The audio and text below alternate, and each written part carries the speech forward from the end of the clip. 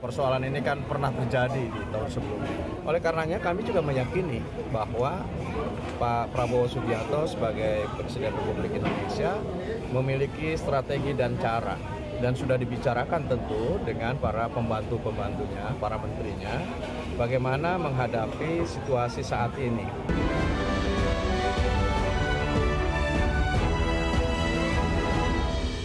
Anggota Komisi 6 DPR RI Herman Hairon menegaskan bahwa pemerintah memiliki pengalaman menghadapi lonjakan harga minyak dunia akibat dampak dari konflik antara Amerika Serikat, Israel dengan Iran.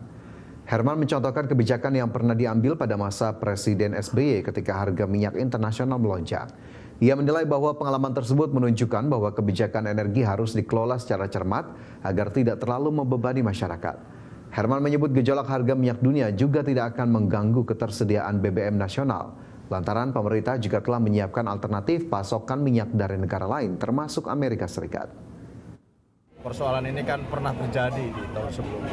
Oleh karenanya kami juga meyakini bahwa Pak Prabowo Subianto sebagai Presiden Republik Indonesia memiliki strategi dan cara, dan sudah dibicarakan tentu dengan para pembantu-pembantunya, para menterinya, bagaimana menghadapi situasi saat ini, di mana kenaikan BBM bukan hanya mempengaruhi terhadap harga internasional, kenaikan BBM sangat berpengaruh terhadap harga di dalam negeri. Pemerintah resmi memulai pembangunan rumah susun subsidi di kawasan Meikarta, Kabupaten Bekasi sebagai bagian dari percepatan program 3 juta rumah.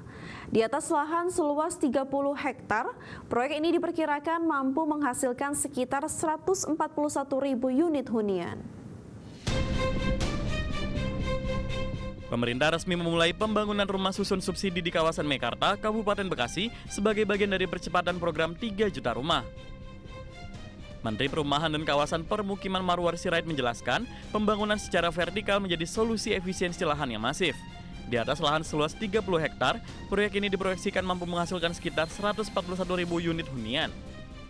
Bagaimana memberikan penjelasan kepada publik, kepada perbankan, kepada donatara, kepada developer, dan kepada rakyat yang bakal calon konsumen. Kan pertanyaannya adalah kepastian hukum. Kepastian hukum adalah hal yang sangat penting dalam seseorang itu mau membeli rumah atau tidak. Dalam konteks ini rumah susun. Nah, untuk itu tadi saya sampaikan, setelah saya minta waktu kepada pimpinan KPK dalam waktu Pak Johannes Tanak, kurang lebih 2 bulan lalu saya mendatangi untuk berkonsultasi. Selain di Bekasi, pemerintah juga tengah menyiapkan proyek serupa di Kota Depok. Pemerintah telah mengidentifikasi lahan milik Kementerian Komunikasi dan Digital seluas sekitar 45 hektar yang berpotensi dibangun hingga sekitar 170.000 unit hunian. Dari Kabupaten Bekasi, Jawa Barat, Didit Junaidi, IDX Channel.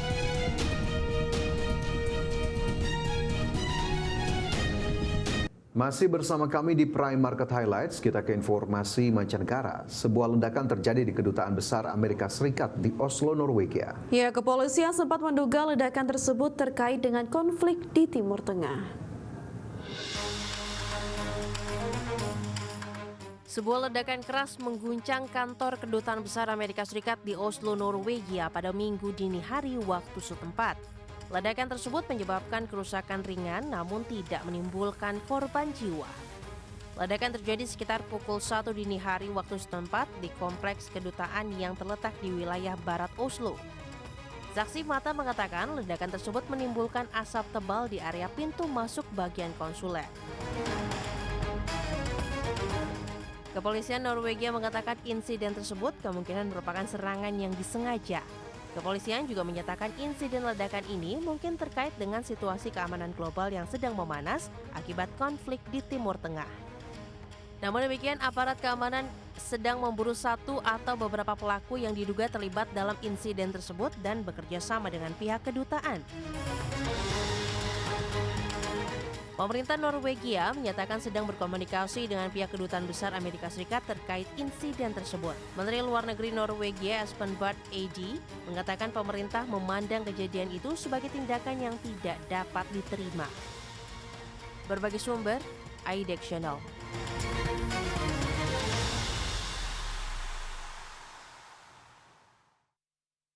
Hubungan diplomatik antara Amerika Serikat dan Inggris mencapai titik terendah setelah Presiden Donald Trump secara terbuka menolak bantuan militer London dalam konflik di Timur Tengah. Trump menyebut tawaran pengiriman armada laut Inggris sudah terlambat karena Washington mengklaim telah memenangkan pertempuran melawan Iran. Hubungan diplomatik antara Amerika Serikat dan Inggris mencapai titik terendah setelah Presiden Donald Trump secara terbuka menolak bantuan militer London dalam konflik di Timur Tengah. Melalui platform media sosial Truth, Presiden Donald Trump memberikan pernyataan pedas merespon kesiapan kapal induk HMS Prince of Wales milik Inggris untuk bergabung di Timur Tengah. Trump menegaskan bahwa Washington tidak membutuhkan bantuan dari pihak yang baru bergabung saat kemenangan diklaim sudah di depan mata. Keretakan ini merupakan puncak ketegangan setelah sebelumnya Perdana Menteri Keir Starmer menolak mentah-mentah ajakan Amerika Serikat untuk bergabung dalam serangan ofensif ke Iran pada akhir Februari lalu. Sebelumnya, pemerintah Inggris mengambil sikap hati-hati dengan menyebut agresi Amerika Serikat dan Israel terhadap Iran melanggar hukum internasional. Perdana Menteri Keir Starmer secara tegas menolak keterlibatan militer Inggris dalam serangan ofensif guna melindungi kepentingan nasional dan nyawa warga sipil.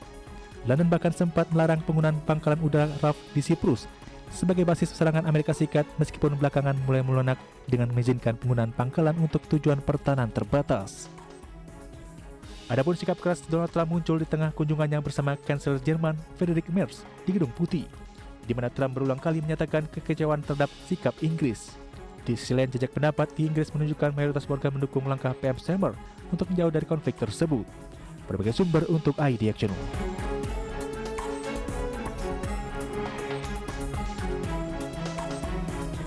Kembali bersama kami di Prime Market Highlights. Pemirsa, Menteri ESDM Bahlil Lahadalia memastikan harga bahan bakar minyak bersubsidi tidak akan mengalami kenaikan dalam waktu dekat di tengah harga minyak dunia yang saat ini tembus $100 Amerika per barel akibat konflik di Timur Tengah.